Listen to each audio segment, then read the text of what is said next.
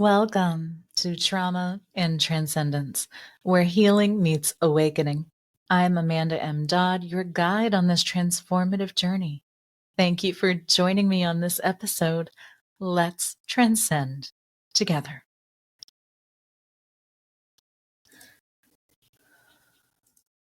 Hello, soulful seekers. Welcome back to Trauma and Transcendence. This is going to be a different episode. If you remember, when I began this podcast, part of my intention was to come on here and be able to organically and authentically share my story. So, the ways that I've come through trauma and the transcendent experiences I've had, along with spiritual awakening, and then to share some of the spiritual development concepts that I've been able to learn over time. So today is one of those episodes, and the whole purpose for doing this is so that I don't have to write a book. Because I am many things, but I don't know that author is necessarily going to be one. You are going to have to forgive me today already, as I've got 4 dogs. All 4 are in the office. Everybody's under the desk and around my feet. So if you hear obnoxious sounds, please just try to tune it out. Hopefully Riverside will do the bulk of the work for me on that. But some quick updates. This is the last time you are going to see this low quality video because I've got a brand new webcam. I actually had it ready yesterday, but when I went to set it up, I realized I don't have the right adapter. So after Amazon delivers the wire that I'm anticipating, we'll be able to plug it in and you'll have better quality video coming for future episodes. And that's exciting. So really thrilled about that. What else?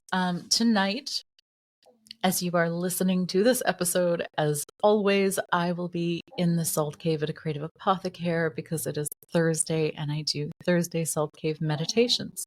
Tonight, I will be exploring healing the inner child. It is one of my favorite things to do because we can make so much progress in terms of development and really finding our footing, rebuilding self-trust and self-respect and self-compassion, all of the selves, essentially.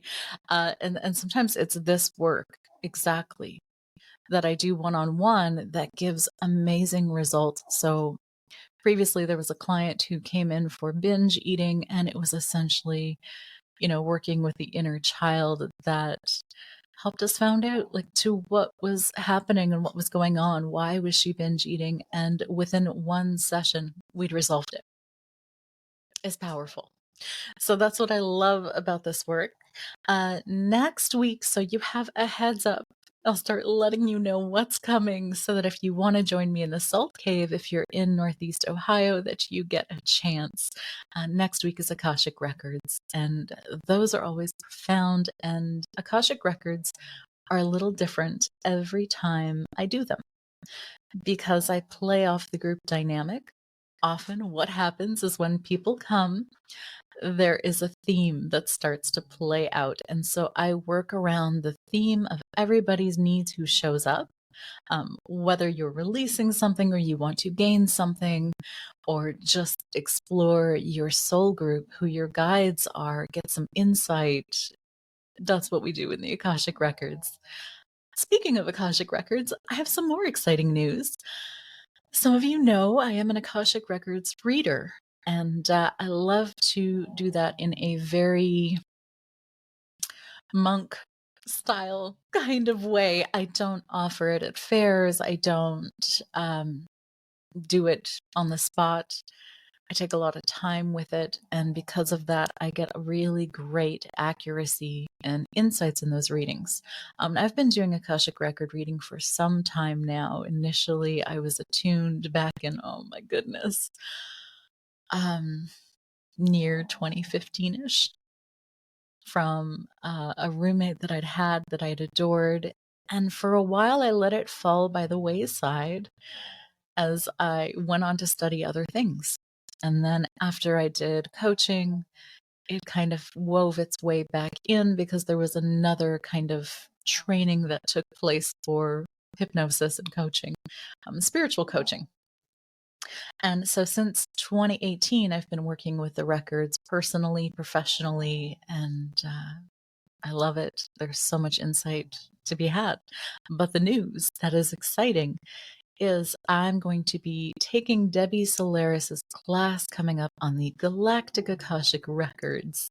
So if you're curious about your starseed origins, check in with me about May, and I will be ready to be doing those readings to have, again, more insight, more growth, more understanding on why are you the way that you are and what inherent gifts and abilities do you have. Also, how does that play a role in your health and your wellness? There's so much to it, and I can't wait to start. The actual class starts April 1st. Then I will be diving in for 8 weeks. It'll be a growth process. I may have some free readings opening up as I need to get certified during that process. If that interests you, hit me up with an email at amanda@healingbeyondtrauma.com. And we can talk about that as well as what questions or things to explore and how to engage with the records. So that's where I'm at. That is what's new. Also, I am looking at future Salt Cave meditations, and one of them that I'm excited to bring is Starseed Regression. So, if Akashic Galactic Records isn't up your alley, you don't want to just hear from me what I'm learning, hearing, seeing, feeling, and knowing. You want to have your own experience. I will be making that available for group and one-on-one. Again, that's coming probably after May because I have everything booked from now until May. And then May is when new events will come. So that's where I'm at. That is what is exciting with me this week. Hopefully you are having a wonderful week and enjoying things too.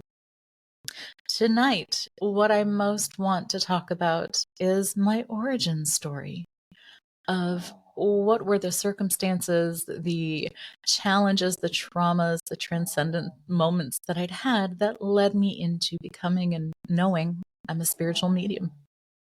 And my hope is that as I share this, what will happen is you will see, hear, feel, and know truths about yourself and your journey.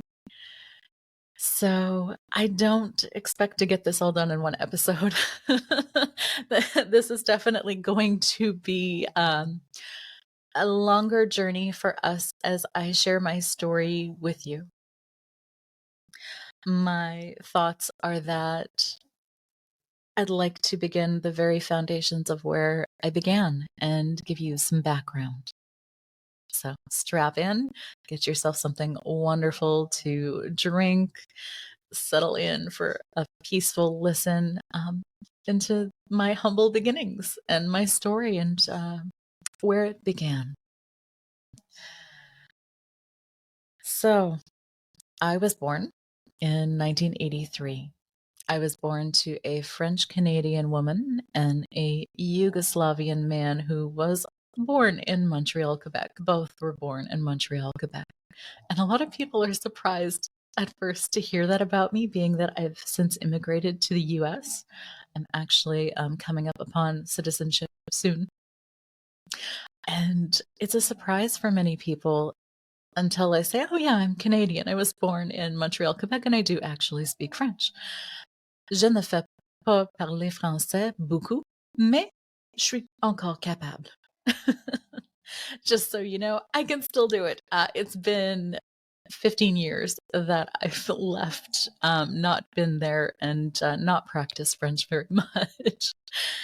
So it's always a surprise. But when you see these cheeks, they are not accidental. And when you see these eyes, nor are they accidental, they are Yugoslavian.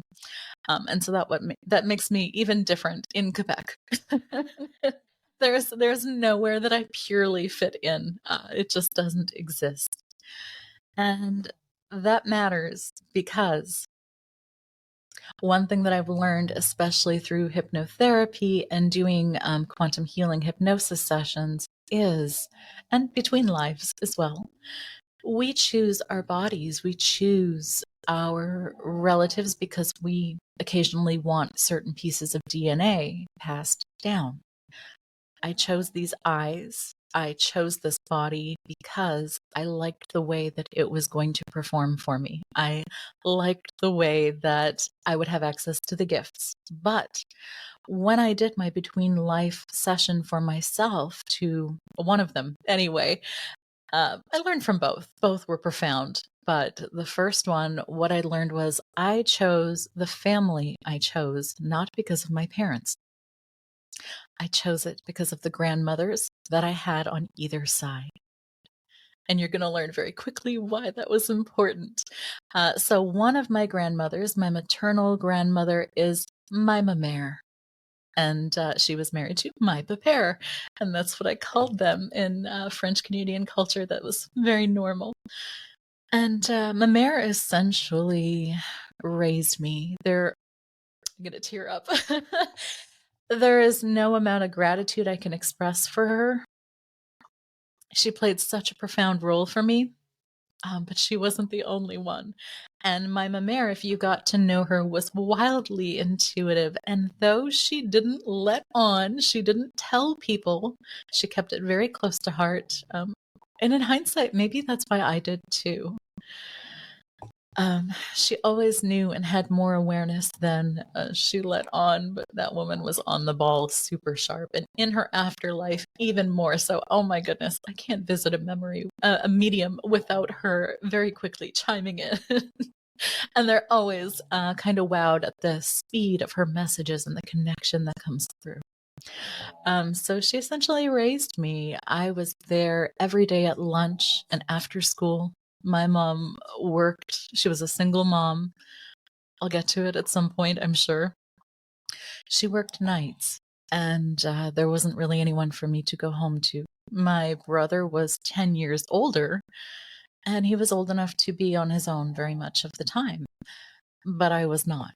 So over to Mamère and Papa's I went, and as luck had it, they lived right next door. So that was very convenient, and I was very fortunate. And so I spent so many hours with my mamère. And it wasn't until, I am going to say probably my late 20s that I really started to piece this together. Now, had you asked me in high school, in college, I would have said, yep, I'm intuitive. I knew that. I would have owned that. I wouldn't have claimed psychic. I wouldn't have claimed medium. I wouldn't have claimed so many other things. And I had a great deal of resistance to all of it.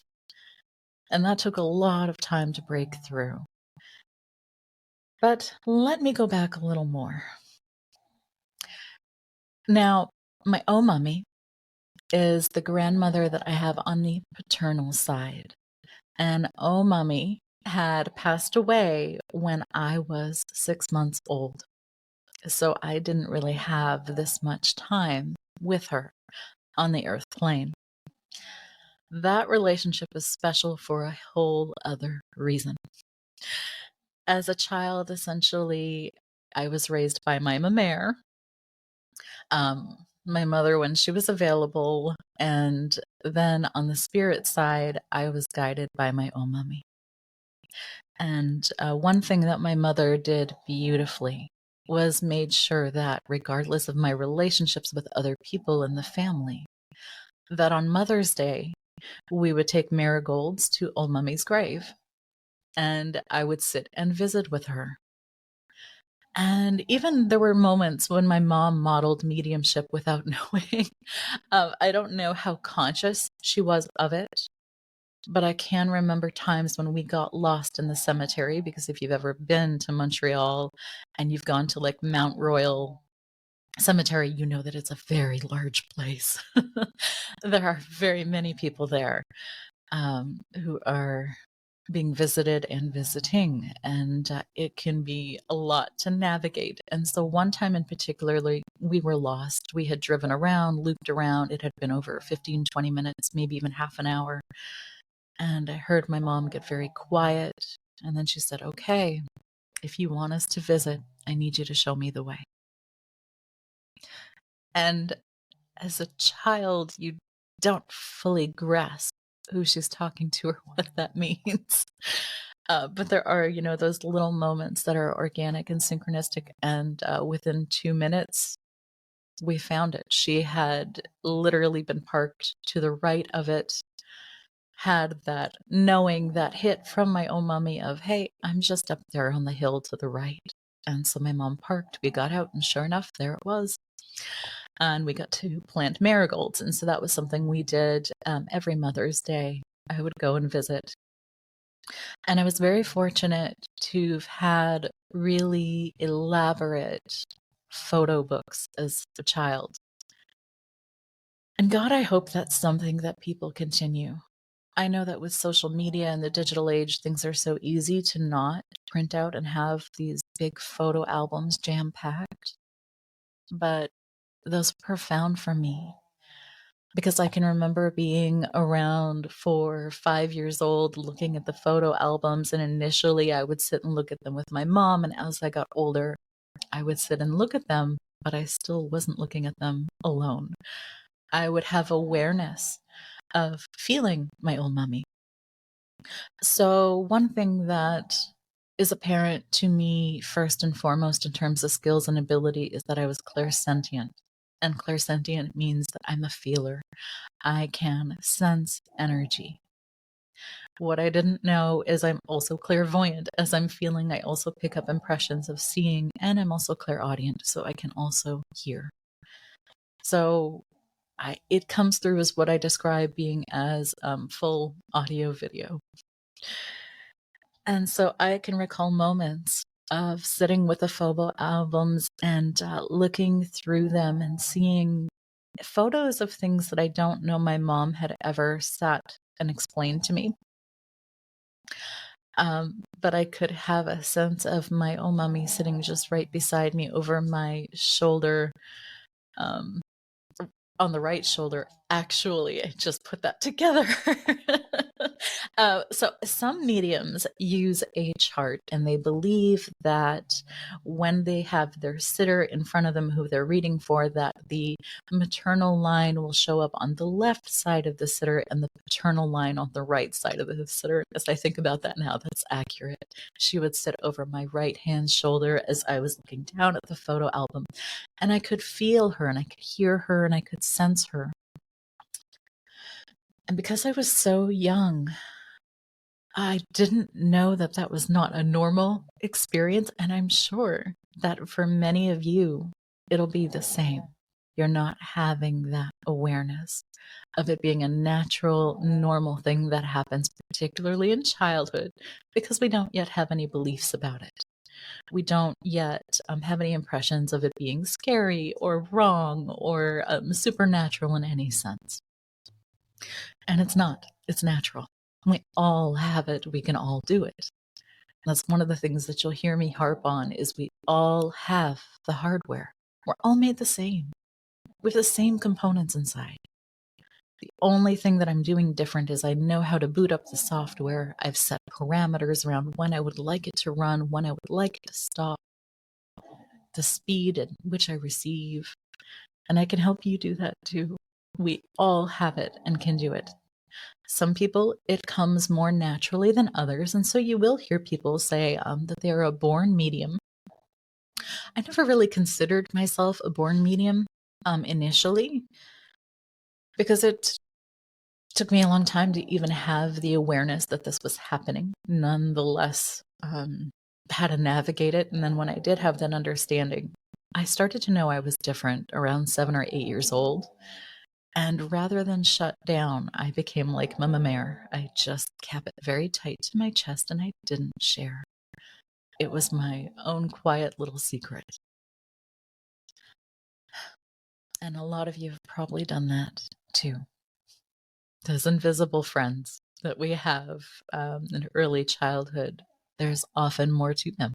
Sometimes they're earthbound spirits. Sometimes it's our guides. That was certainly my experience. It was guides more than an earthbound spirit. And we learn to brush it off, or possibly, unfortunately, we may be told that it's just our imagination. Guess where your abilities live within your brain?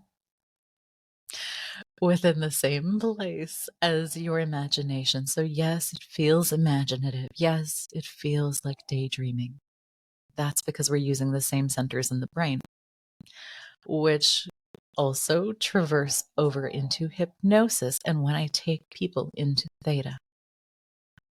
So, it has been an interesting journey because I started out one place, I've looped around, I went an entirely different direction, and I still almost have come full circle now with my understanding of things.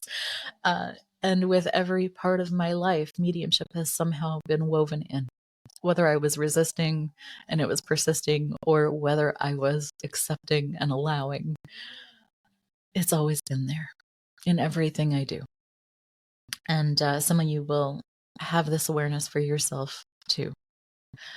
So, being a feeler, looking at those photo albums and feeling my own mummy over my shoulder, I can recall her. And even as I'm talking about it, I can see it and I can feel it again. I still relive it in a really comforting, loving way.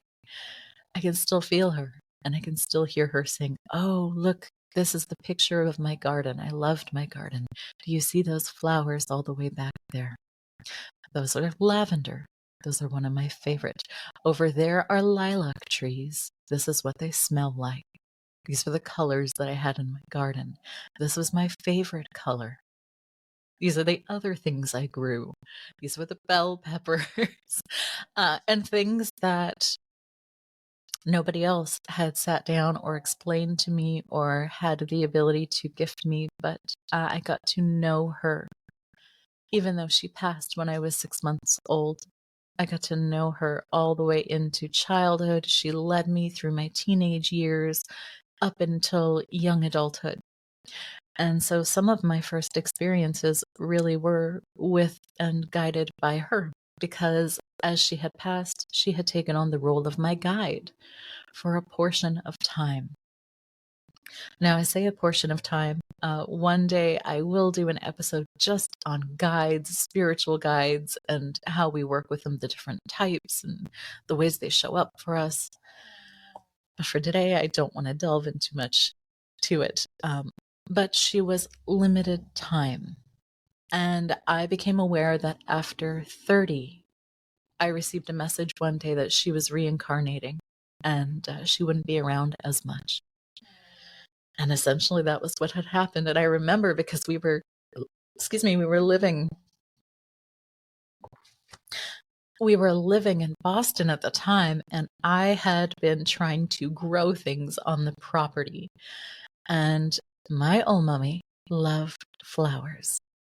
To say she loved flowers is an understatement, and she certainly passed that on to me, and so did my mamere. Loved flowers, both of them. Loved flowers, used flowers to communicate with me. But when I had received the intuitive hit that she was moving on, and I want to say that it came early morning in a dream. Of course, we're just coming out of theta in the morning. So that's when you will receive some of those messages. That's when you will be a little more open and get wonderful insights for your day as you wake up and you come through theta all the way back to the waking state. I remember waking up that day. I was still laying in bed, and it's that daydream-like feel. And I could see her handing me a rose and telling me that she loved me and how much I meant to her. And then I saw her changing and shifting to become a little girl. And at that time, I didn't do past life regression. I didn't have a big take on reincarnation. I believed it. I didn't know why. It was just a feeling. I wasn't overly attached to it. But I was having the clear instinct from the impressions that she was reincarnating. And the best part of that day was it was very early spring. And by no means was it time for roses at all. In one of my little planter boxes, there was a rose poking through underneath the deck that had been growing just on its own. And I'll never forget it because it was the only one, and it was the same color as the one that I had received earlier that morning. And it was kind of bittersweet because I knew that at that point, my training time with her in my abilities and in terms of developing as a woman and who I became, I knew that was done. Now, she does still show up for me. I can still connect with her on the other side. And if I go to a medium, she does still sometimes come through. But it is a little different and a little more detached. And one day, if we talk about between lives regression, I can go into that a little more deeply about the soul and how much soul we have in each incarnation and how it can affect relationships and connection. So she hung around until I was 30. And that was important because she really trained my intuition very strongly, but from the side of spirit. Whereas my mère trained my intuition from the side of life, from the regular side, the realm of what we call quote unquote normal, right? And they did it in different ways. My mère, when I would go home for lunch or in the evening, she knew I was perceptive, and so she would do little things almost like a game to test.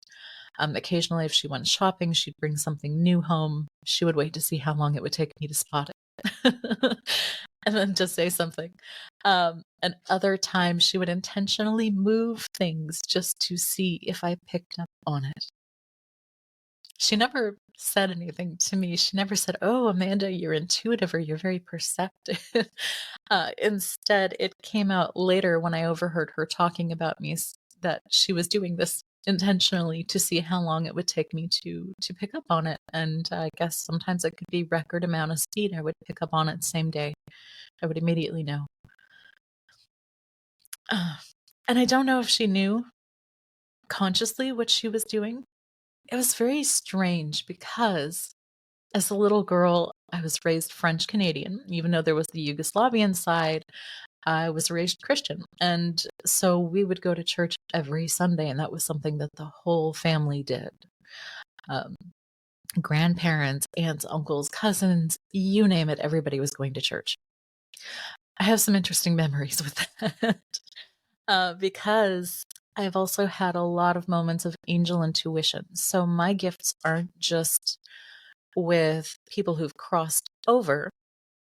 I also have the ability to experience earthbounds and other entities, those souls that have not crossed over. I also have the ability to experience other people's guides as well as angels.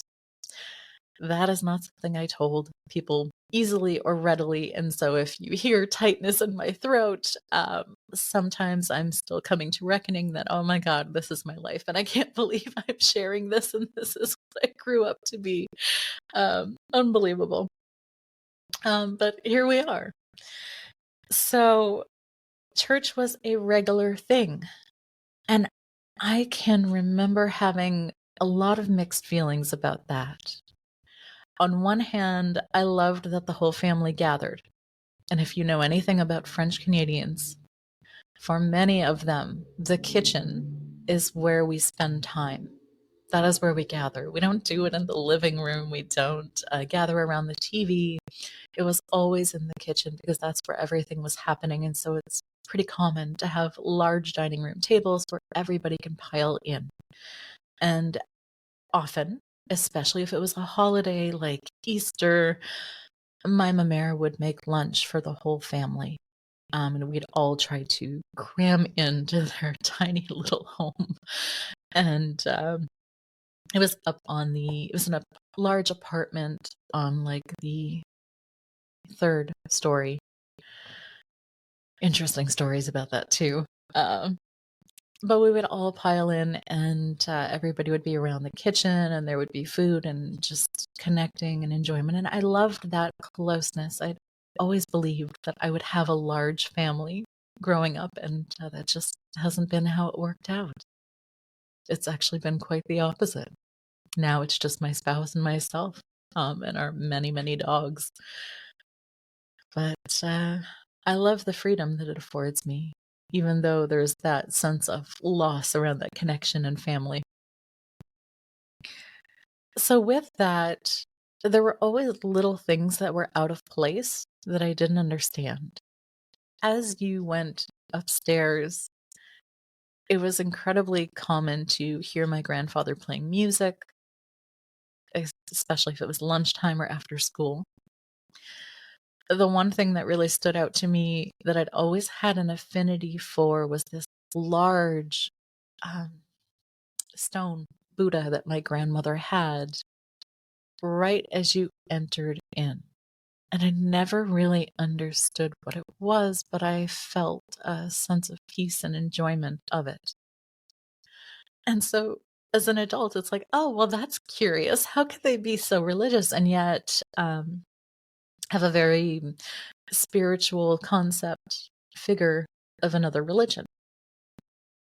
I didn't find out until adulthood, and I feel incredibly robbed that my grandparents and some of my aunts and uncles actually used to go to spiritualist churches before I was born.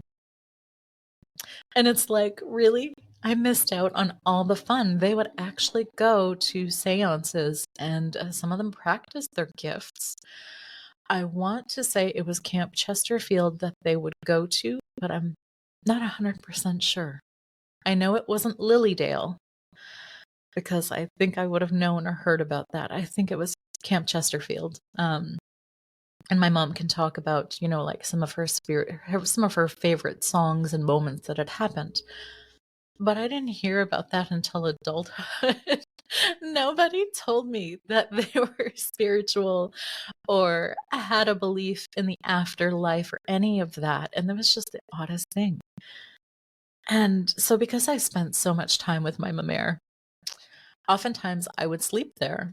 And the joke was that it was Mama Bear, Papa Bear, and Baby Bear, and I had to sleep in the middle. Now, they only had a queen-size big bed, and they were fairly large in those years. And I really did have to cram in the middle. And I really had to hope that I fell asleep before my papa, because if I didn't, the man could shake the room with his snores. Now, there were moments where I can recall sleeping and waking up and having awareness that both of them were still soundly asleep, but seeing a figure come into the room. And the figure that would come into the room, the most common one at least, was a very tall man. And all I saw was that he seemed to be dressed in black. He carried with him a bag. It was a black leather bag. And he had kind of a cloak about him, and then some form of a hat on his head. Now, as a kid, when you have these experiences and you're looking through your childhood eyes, everything feels a lot more scary, a lot more intense. And so I would instinctually kind of tighten and freeze up in my body. And sometimes the fear would be so great that I couldn't get any words out. And it's like she could sense this when this happened, and she would just pull me closer. And in her sleep, I believe she would just comfort me. She would feel, and maybe my mare was clairsentient, and I'd never put it together. And in fact, as I say that, I'm sure she was. She always seemed to just know. There we go. That's why I'm an empath, just like my mare. And so she would comfort me, and because she would comfort me, maybe my vibration would change at that moment, but the man would kind of look over at my mare. He would always be on her side of the bed. He'd never go to Papa. He'd always be on her side of the bed, kind of check her over, and then leave as though he was doing a house call. I didn't understand who or what he was until, oh, goodness. I had to have been closer to 18 or 20 years old when I finally had the conversation with my mother that in that old house, there was a doctor, the spirit of a doctor that would come in and out, and that other people had seen him. Nobody told me. I thought this was just, a solo experience I was having. Um, so unless you set out to actually have these conversations with your loved ones, with people in your family, you're going to be missing out on essential details here. And the only reason we'd had that conversation was because at that point, oh my God. So I want to say at that point, I had moved away. I want to say around 20 or 21 years old, and I had just had a big spiritual experience, a scary one. And I had told my mom about it. And we'll get into that one another time because that one's a lot deeper and I don't want to lead with that. And so that is what had opened the door for us to begin having conversations of, hey, I experienced this when I was little. And then you get the opportunity to have other people say, oh yeah, me too. Or yeah, so-and-so saw this and this is what they knew. So apparently the doctor spirit was a common one. Now, if you knew anything about my mamere, she had awful legs. She had severe ulcers and vein problems, venal insufficiency, and deep vein thrombosis, and swelling of the legs, phlebitis. It was awful, especially because she lived on the third floor. It was agonizing to know how hard this woman had to work to get up and down the stairs, particularly when her legs were acting up. As it was, those conditions are also intensified by alcoholism, which unfortunately she also had. And I have to wonder in part, because it's not uncommon for people with gifts and abilities and mediums to seek to numb out their experiences, particularly if you go out into the world, you're an empath, and you're not empowered. And so you don't know how to cope with all of the data and information coming in all the time. And so she drank. She drank a lot. And that was definitely some parts of the trauma for me. Because although she was always good to me, and she was very much like my mother, more so than my actual mother, there were times when I felt incredibly emotionally abandoned because she was unavailable, because she had been drinking. And so there is something to be said about that, those little bits of trauma that happen, whether it was big T or little t. In those moments when you feel that that rupture, that disconnection in a relationship, or any bit of unsafety. And I felt unsafe at times because sometimes she would fall down from having drunk too much, and my papa would get furious. He'd be so angry at her. And he would be yelling at her and having to pick her up off the floor. And there'd be times when she'd have accidents, wouldn't make it to the bathroom, and he would just go off berating her. And so in those moments, particularly being a little kid, not understanding everything, I didn't feel safe. And so when you repeatedly don't feel safe in childhood, what can begin to happen is you rely on your sixth sense. You rely on all of your extrasensory perception to then navigate the world, which is why I was a feeler, why I was clairsentient. I wanted to gauge what was happening in a room before I had entered in. Sit with that for a moment. Were there times in childhood when you'd had to do that? Whether it was a new experience or whether it was a very familiar one of, what do I need to be prepared for or ready to expect on the other side of the door? In this moment, you might be finding some things about yourself. That was where my abilities, I feel, really strengthened. And it was out of that need, that necessity for safety. Now, my biological father was also unavailable in that way. He not only drank, but also had issues with drugs off and on throughout life. And so there were many times when he wasn't available. On the odd chance when he was available, I didn't know how to be with that, and it felt unsafe. And unfortunately, there were also moments when I feel like my mom intensified that. And because I was already quite empathic, I could pick up on her anxiousness, her feelings, her wanting me to choose to stay with her rather than go with him. Likely it was for my safety, but I could still feel it, and it would influence my decision and how I felt when I was then with him. And while I think I was safe the majority of the time with him, there were times when he would drink. And again, there was that uncertainty and that fear and that not knowing and that needing to know to feel safe. So that played out that pattern over and over again.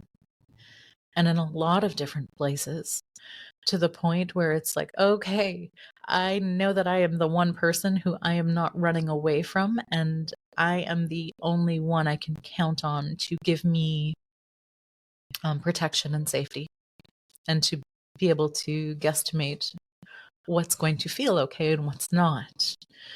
And so I went through the world feeling and feeling everything. Now, as I'm recounting this, I know it sounds like a super conscious thing, but what I want to share is that I don't believe that it was a conscious thing. I think it was very subconscious, very unconscious, unintentional. And I just was working towards surviving. So much so that actually when we got to my 16th birthday, I was in disbelief. I couldn't believe that I had made it. And so with talking about, those experiences of people who have abilities wanting to numb them, whether that is with substances or whether that's with food, or shopping or gambling or other habits, is fairly common. It's a fairly common way of looking to ground oneself, looking to manage the extrasensory information that's coming in.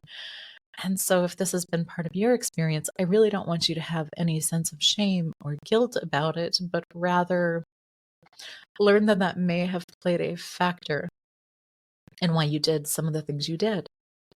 So I did actually drink for a stretch of time, from a very young age. I want to say between,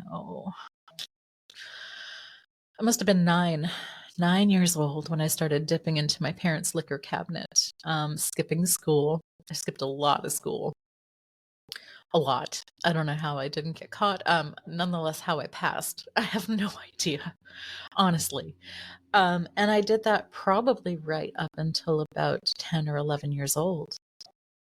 Now, before that, well, no, not before that, actually. So probably around, I'm going to say between ages 10 and 12, I was diagnosed actually with attention deficit disorder. The non-hyperactive component, which was how they used to estimate that back then. Here's what didn't happen. There wasn't a test for trauma. Think about that for a minute. And a trauma, by that time, I had definitely had, and some of them were big T traumas. And yet that was never part of the testing or the exploration. Instead, I had to do a lot of puzzle type tasks, a lot of cognitive type tasks. Things were timed. And I was highly distractible because when you've been through trauma, the brain is impacted and you don't process things the same. And then on top of that, add in the ESP and the sensory type information that's constantly coming in. Yeah, I was highly distracted. You bet you. You bet you that when I was sitting in class and getting extra insight about my teachers occasionally experiencing their spiritual loved ones, I'd never said anything. But that data, that information was coming in. And so, yeah, that makes it very hard to focus on what's real and what's in hand when you're having those kinds of experiences. Now, one thing that I'm often asked is how do you discern between possibly having a diagnosis or having an experience of being schizophrenic versus being a medium? My experience is that because both can be caused by trauma, but my experience is that my mediumship experiences have, unless it's with earthbound spirits, for the most part, always been positive. They've always been positive. I've always been, well, mostly aware that they weren't real. In childhood, certainly that's a little bit harder to be distinct on. Particularly, when we talk about me being very little and going to the church on Sundays, I do actually have memories of playing with angels in the hallways. I have memories of the love and the high vibrational feeling and the joy that I would get from racing up the church steps and having a sense of their energy and feeling them around me. But it was a very positive, uplifting experience. And I would say that when it comes to schizophrenia, although I haven't had personal experience, the big distinguisher for me is that I had never at any point felt so fearful or paranoid that something was coming for me, or I never heard any negative voices telling me to do things that would jeopardize myself or harm someone else. Now, there are some experiences within mediumship that can give people those kinds of experiences and impressions. Particularly, there is a type of entity that is called shadow person. And it is essentially exactly what it sounds like. But before we get into like the heavy, scary things, they can be a non-human entity that can influence and particularly like to create a little bit of chaos. It's energy that they feed off of. They're not that common.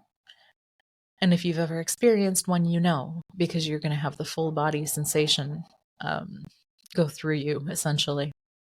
And I've had my encounter with a few, particularly because as I was developing, I found myself often put into situations where I had to encounter these things to learn skills on how to deal with them and how to clear them from a home or a space. Now, if someone had an experience like that with a shadow person, and often that can happen with children, where the shadow person is then influencing them to do things that are inappropriate or even harmful to themselves or others. But it's different in that I think what you'll notice is the hours in which that happens. That'll happen within the witching hour. That space where the veil between this world and the spirit world is thinner.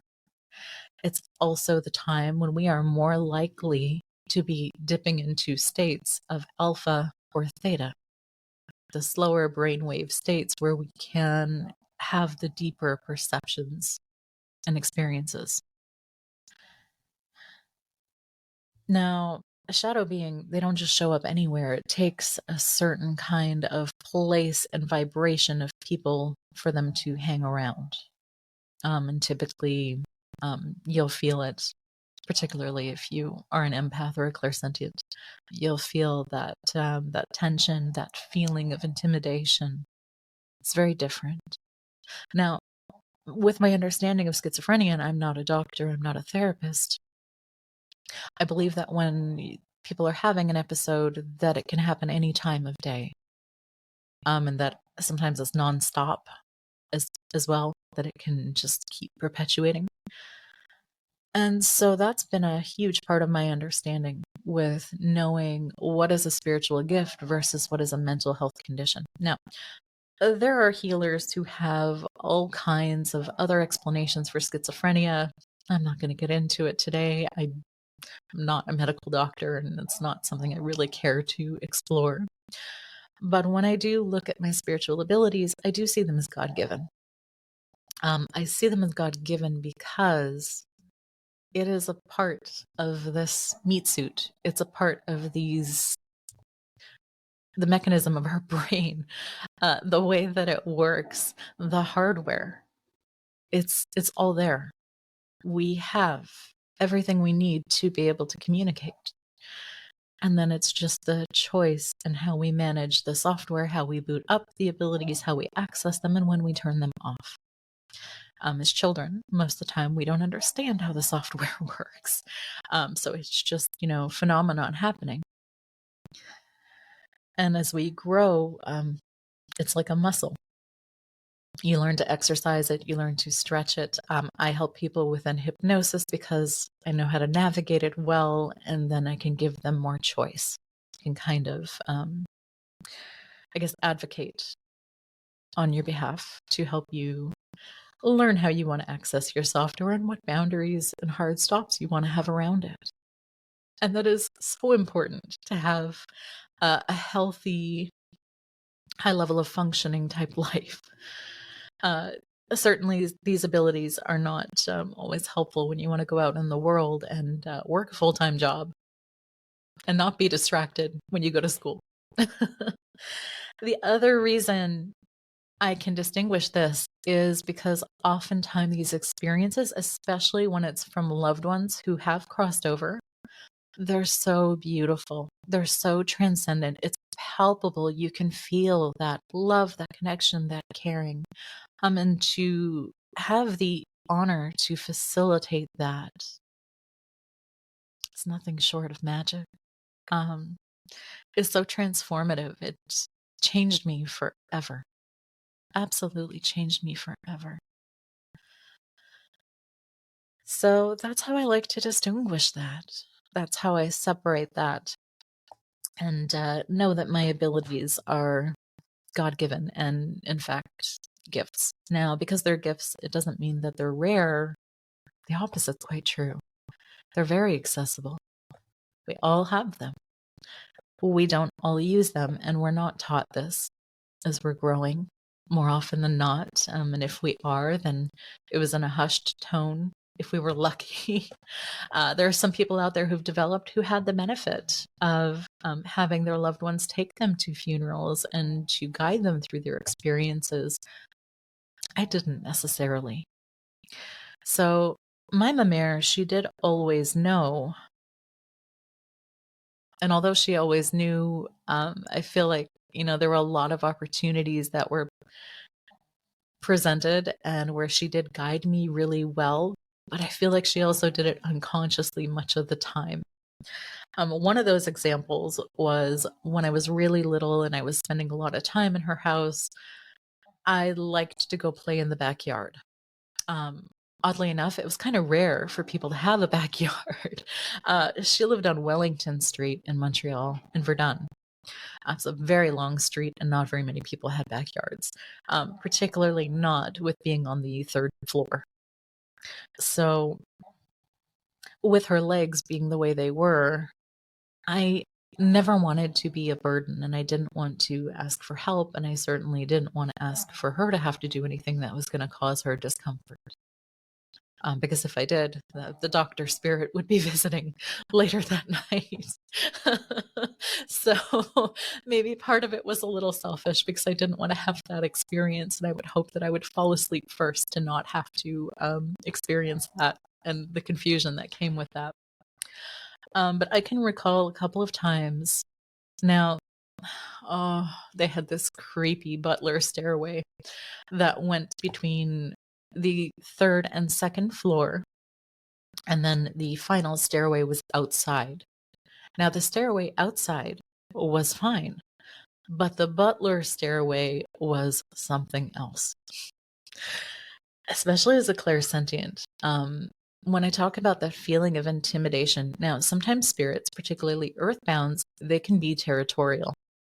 If they're in a space and they are claiming it as theirs, they don't particularly want outside energies or interference because they're processing whatever, or they're avoiding whatever they need to process, either way. And so I can recall sometimes the sheer terror that would wash over me as I put my hand on the door to try to open the doorway to go down the stairs. They kept a lot of their gardening and outdoor tools up there. which made it also creepy to see like scissors and shears and things hanging off the walls.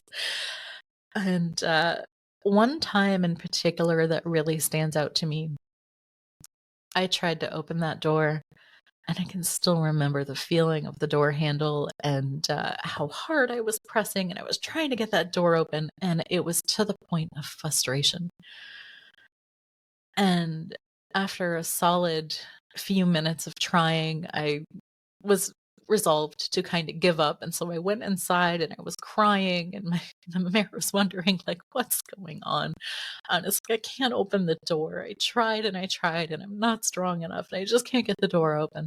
And she says, okay. And she gets up and she waddles because of her legs and her weight and just her overall condition. And she gets, to the balcony and gets to that door. And she tries. And the door doesn't budge. And suddenly I'm not feeling quite so bad. And I'm standing behind her. And all of a sudden I see her posture change. She sits up very straight and her energy shifted, and I felt it. And it was like the, oh boy, someone's going to get it kind of energy. And all of a sudden I hear this strong, assertive voice come out of her, and it's, now you stop it. And I was behind her. And I'm thinking, oh God, what did I do? At that point as a child, I'm internalizing. I'm thinking, I'm wrong. I've done something bad. As I look back at that memory in adulthood, it took me that long to figure this out. She wasn't talking to me. But again, she was modeling how we deal with those kinds of beings, those territorial earthbounds. And so she's there and she's saying, now you stop it. And wouldn't you know, click, the door opens. And again, I don't know how conscious she was, but she walked me all the way down the stairs because she knew I was terrified, and she knew there was something on the other side of the door creating a little bit of havoc. Could she have cleared the spirit? Probably. She probably could have. I bet she knew how. But where she lived, there was also a halfway house just on the other rooftop. And so with energies like that, it's not uncommon for there to be earthbounds because they can feed off a lot of those energies. Some of them, if they had addictions in lifetime, they may want to stick around for those vibrations because it reminds them of being alive. It reminds them of their drug or addiction of choice. And so what happens is, particularly when people are spiritually open, oh, they like that too. And I would often sleep at my mama's. There was a playroom oftentimes just right off the kitchen. I lived in that kitchen. I lived under the table. I lived on top of the fridge. I lived in that playroom. I slept in the guest room. I slept in my mama's room. There was no part of that house that I didn't frequent. And so other things that had happened were, there would be times where I'd be playing in the playroom. And I think that as a child, we dip into theta so much more often and so much more easily. That's why we're so imaginative when we play. And so I was playing with some toys, and then all of a sudden I had awareness of seeing an earthbound spirit just kind of walk through the house. And they stopped in the kitchen for a moment. They stared at me. When I stared back, and Mamere, as always, just kind of walked through the kitchen, and she stopped and she paused. And I feel like she saw the spirit, and then she looked at me. I looked at her, and we didn't say anything about it. But then it left. Now, what I suspect happened was she had an internal communication of, okay, you can't be here. Off you go. But I wasn't privy to that conversation. And I never brought it up. We kind of had a silent understanding of that was not something that we spoke about. For better or for worse, that's just what it was. And so I never spoke about it. And so with all of these experiences throughout childhood, sometimes it could appear that I had incredible luck. I really didn't. It was that I was a feeler, and then I had that knowing, and I was having those experiences to kind of guide me. I've had them my whole life. And I think other times, I don't know, it probably looked like I didn't know what I was doing, but things just always seemed to pan out, and sometimes they could. I remember one time I had lost my pair of shoes. My mother, being a single mother, she worked very hard, and sometimes she would have two jobs. So often she would work at night as a security guard, and then during the day she would clean houses. And my grandmother too also cleaned houses. So I didn't come from a family of mediums. I came from a family of house cleaners. It's just funny to think about. Um, and so I had lost a pair of shoes that I had been wearing at day camp. There was this incredible sandbox in a park that I would go to, and for whatever reason, we used to love to dig to water. And there were some points within the sandbox where you could do that. Problem was, I had taken off my shoes, left them in the sandbox, and I began to dig. Come to the end of the day, I don't know if somebody else helped bury my shoes, but I certainly could not find them. And I think I went home barefoot that day. My mother was not pleased about this because financially things were hard, and a new pair of shoes were not something she'd wanted to do. But inevitably, we went that day and got a new pair of shoes because I needed to have something to wear. I want to say it was a year later. My brother was babysitting, and being that he was 10 years older than me, he had a bit of a social life. And he was talking to somebody on the phone as he was babysitting me at the park. And so as he's, talking to one of his girlfriends on the phone, he issues a bet. If I bet you can't find your shoes, if you find your shoes, I'll buy you a brand new pair. What I didn't realize was when we arrived at the park, what I did was I paused, I centered myself, and I thought, I wonder where my shoes are. I had the question. As I had the question, I saw it in my mind's eye. I knew exactly where they were. Within the hour, I had dug them up. And much to his chagrin, he had to buy me a new pair of shoes, but he did make good on it. So there were these moments of what are the odds? And so I know from their perspective, it probably looked like, oh, this kid knew where her shoes were all along. No, I really didn't. And I really did search for them before leaving camp that day because I knew the trouble I was going to be in. And believe me, I wanted to find those shoes so badly. But no, I didn't know. And that's one of the things that we can do with mediumship is when we get curious, when there is necessity, but we are open to receiving without judgment, we can get our answers. And sometimes it happens so fast and so naturally that it doesn't occur to us. Now, did I know at that moment, oh, I just received a clairvoyant impression? No. No, it took me years to figure that out.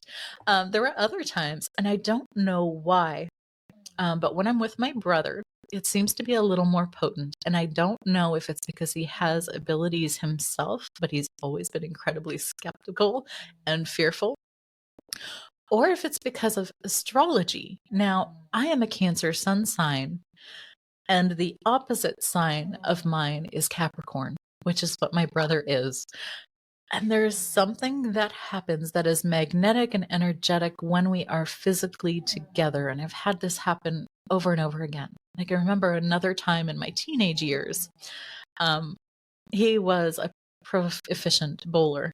And to keep me out of trouble, he had gotten me into bowling from quite a young age as well.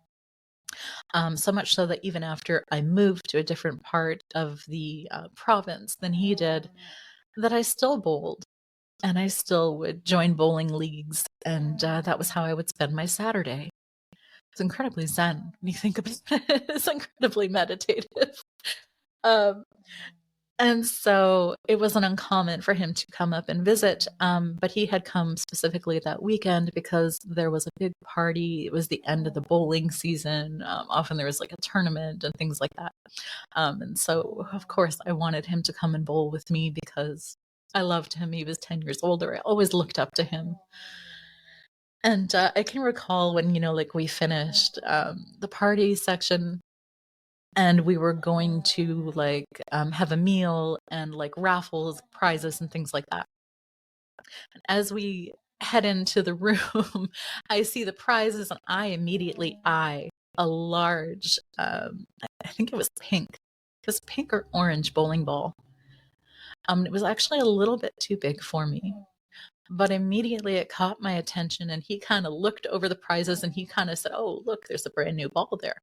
Um, and I jokingly, and in a way that was rather cocky and not in my nature, said, "Oh, feel free to send that to me." Or no, I think I said, "Feel free to call my name."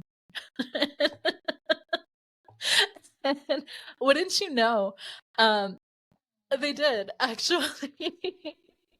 And he smacked me right on the arm because again, it was this moment of how could you possibly have known? And it was the feeling. It was just a feeling, a strong kind of knowing. And so when I get those hunches now, because of that moment, I'm a little more aware of that feeling so that when it happens, I know when something is more likely to be in my favor. So again, it probably looks like an incredible stroke of luck. It's the extrasensory data and information that I'm processing through my energetic fields that I'm having some awareness of. It's not perfect, it's not flawless, but we can all have some of those experiences in life. That being said, start looking back to some of your experiences. When have you seen, felt, heard, or known something like this?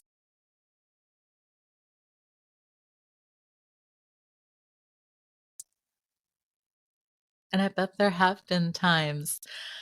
But again, you were living life and looking through your childhood eyes. You weren't looking from adult eyes, and you certainly weren't looking from spiritual eyes. So now, doing it from this different perspective, can you find times, places, and spaces within your life and people who mentored you consciously, unconsciously, taught you through modeling, through guiding? We've all had them. And I want you to know that while this is the very, very beginning of mine and a little part of what I'd like to share as we continue forward, you've had these too. I'm not special. Really not. No more than you or anyone else. We all have these abilities. They are natural. And sometimes they're so mundane, they're so fast that we brush them off before we even realize what they are. Hopefully, this helps you begin to have some awareness and some understanding of that. I have so many more stories and experiences that I want to share with you, but we are already past the hour. And I don't want to keep you for too long, but I will come back again on a different episode and go even deeper because there are so many things that I want to share. One, to include a memory of when I was actually saved by archangels, and had Archangel Metatron not shown up, I don't know that I would be here today. Certainly not in the way that I have been. Life could have been very different if not for swift angelic intervention. I had the awareness of it, but again, from childhood eyes, it took me a long time to recognize. So I'll go deeper into that story, hopefully soon. But I do have some incredibly fun interviews coming up for you guys. I've got some wonderful people coming on the podcast soon, people who are mediums in their own rights, empaths, intuitives, including a sin eater. We're going to have some wonderful fun talks.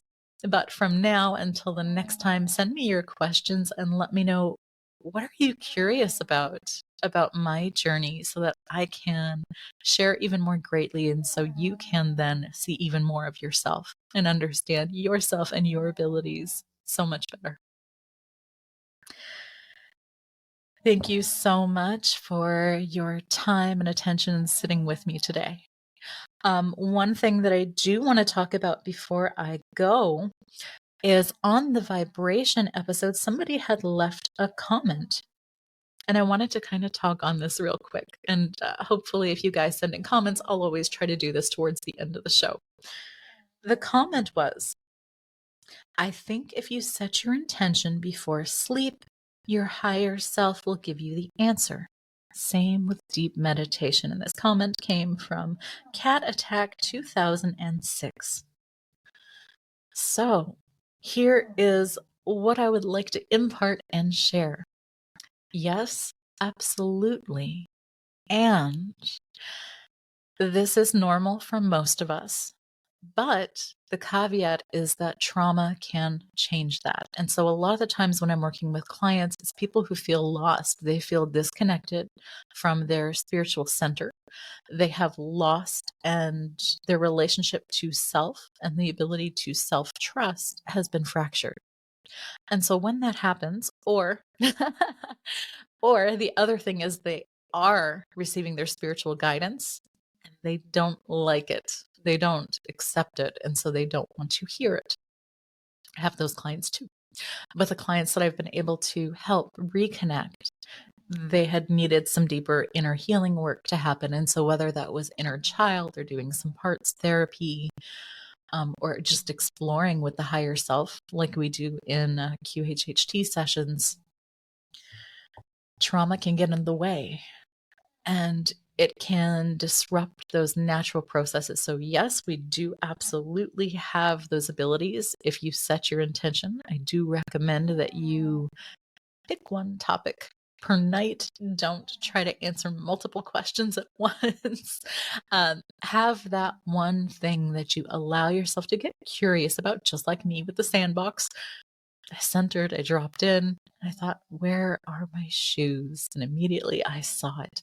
So it can be that fast, but it can also happen through our dreams when the subconscious is very active in sending us those signs and those symbols and those metaphors. Or if you are lucky and you have some precognitive ability, you may see things before they happen. You may have that knowing before.